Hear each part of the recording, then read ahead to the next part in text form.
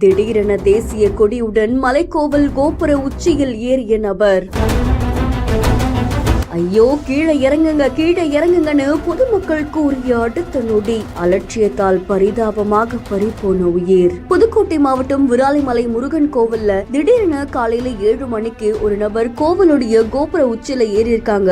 அவங்க போராட்டம் பண்ணதா சொல்லப்படுது. பக்கத்துல இருந்த பொதுமக்கள் கீழே இறங்குங்கன்னு எத்தனையோ முறை வலியுறுத்தி இருக்காங்க. ஆனா அந்த நபர் அலட்சியமா இருந்ததால பரிதாபமா உயிரிழந்திருக்காங்க. இந்த சம்பவம் அந்த பகுதியில் பெரும் பரபரப்பை ஏற்படுத்தி இருக்கு. கோவிலை சுத்தி இருக்கக்கூடிய ஆக்கிரமிப்பு பகுதிகள் அகற்ற கோரி அவர் போராட்டம் பண்ணதா கூறப்படுது. போலீசார் அவருடைய உடலை கைப்பற்றி இப்போ பிரேத பரிசோதனைக்காக அனுப்பி வச்சிருக்காங்க. அதை தொடர்ந்து கீழே விழுந்த நபருடைய பெயர் ஆறுமுகம் அப்படின்னு கூறப்படுது. இப்போ விசாரணை மேற்கொண்டு வராங்க அப்படின்னு தெரிவிக்கப்பட்டிருக்கு.